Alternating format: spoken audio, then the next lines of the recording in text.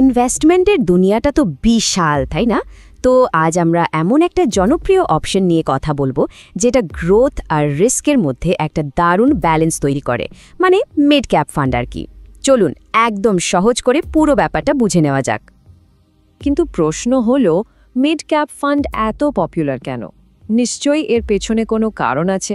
চলুন একটু গভীরে গিয়ে দেখি এই ফান্ডগুলো ইনভেস্টার্সদের ঠিক কী এমন সুযোগ দেয় যা এগুলোকে বাকিদের থেকে আলাদা করে তোলে। আচ্ছা, কোনো কিছুতে ইনভেস্ট করার আগে তো সেটাকে ভালো করে বুঝতে হবে, তাই না? তো সবার আগে চলুন জেনে নিই এই মিড ক্যাপ ফান্ড জিনিসটা আসলে কি, আর মার্কেটের ঠিক কোন জায়গাটাতে এর পজিশন। একদম সহজ করে বললে, মিড ক্যাপ ফান্ড হচ্ছে এমন একটা মিউচুয়াল ফান্ড যেটা মাঝারি সাইজের কোম্পানিগুলোতে ইনভেস্ট করে। মানে এরা মার্কেটের সবচেয়ে বড় প্লেয়ারও না, আবার একদম ছোটোখাটো স্টার্টআপও না। এরা হলো ঠিক মাঝখানের প্লেয়ার, যাদের মধ্যে কিন্তু লুকিয়ে আছে ভবিষ্যতের বড় কোম্পানি হয়ে ওঠার দারুণ পোটেনশিয়াল।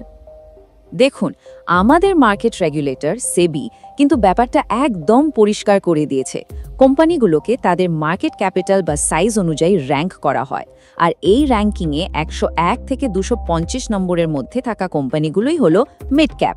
আর এটা জানাটা খুব জরুরি, কারণ একজন ফান্ড ম্যানেজারকে কিন্তু এই নিয়মটা মেনেই ইনভেস্ট করতে হয়।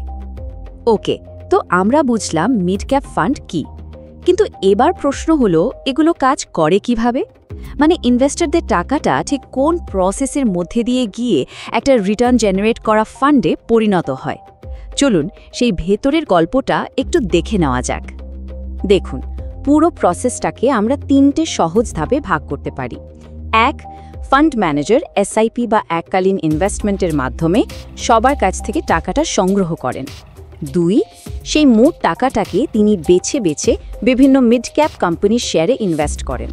আর 3 নম্বর, যেটা খুব ইম্পর্ট্যান্ট, তিনি কিন্তু বসে থাকেন না।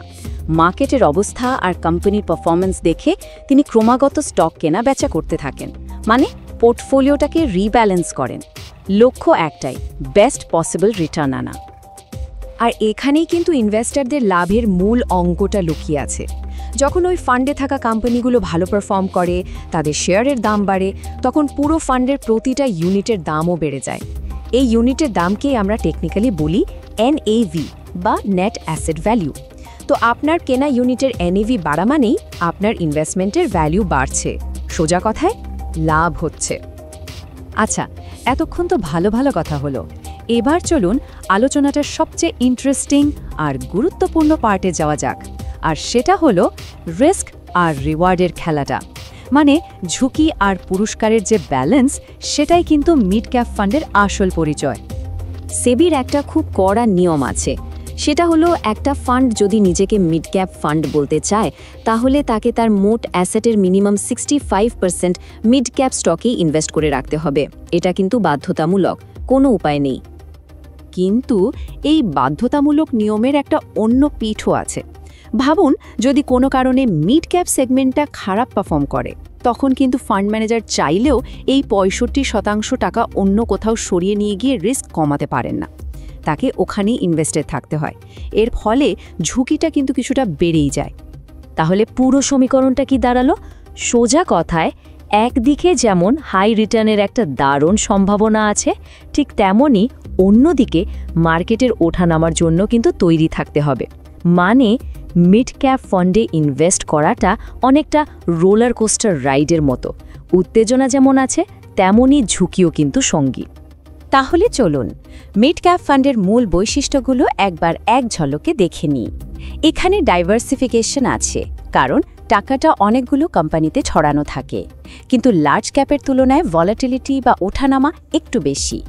যেহেতু এটা একটা ইকুইটি ফান্ড, তাই মার্কেটের রিস্ক তো থাকবেই। তবে সবচেয়ে বড় কথা হলো, হিস্ট্রি বলে যে লম্বা সময়ের জন্য ইনভেস্ট করলে এখানে দারুণ গ্রোথের পোটেনশিয়াল থাকে। এই পুরো প্যাকেজটা মাথায় রেখেই কিন্তু সিদ্ধান্ত নিতে হবে। তো এত কিছু জানার পর সবচেয়ে জরুরি প্রশ্নটা হলো, এই ফান্ডটা কি সবার জন্য? বা আরেকটু গুছিয়ে বললে, ঠিক কোন ধরনের ইনভেস্টরের জন্য মিড ক্যাপ ফান্ড একটা সঠিক চয়েস হতে পারে? দেখুন, এর আদর্শ প্রোফাইল হলো সেই ইনভেস্টর যার রিস্ক নেওয়ার ক্ষমতা বা টলারেন্স একটু বেশি, আর যার লক্ষ্যটা অবশ্যই লম্বা সময়ের, মানে লং টার্ম।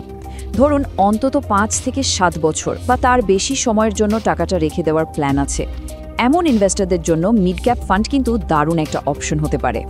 তবে হ্যাঁ, যে কোনো ফাইনাল ডিসিশন নেওয়ার আগে কয়েকটা জিনিস অবশ্যই নিজেকে প্রশ্ন করতে হবে।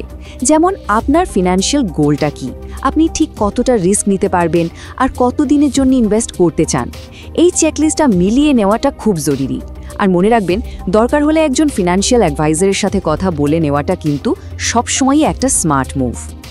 তো আজকের আলোচনা আমরা এখানেই শেষ করব, কিন্তু যাওয়ার আগে একটা প্রশ্ন রেখে যাই। এই যে গ্রোথ আর রিস্কের দারুণ একটা ব্যালেন্সের কথা আমরা শুনলাম, একবার ভেবে দেখুন তো, একজন লং টার্ম ইনভেস্টরের ডাইভার্সিফাইড পোর্টফোলিওতে এই ব্যালেন্সটা ঠিক কী ভূমিকা নিতে পারে? এই উত্তরটা হয়তো আপনার ইনভেস্টমেন্টের জার্নিকে একটা নতুন ডিরেকশন দিতে পারে।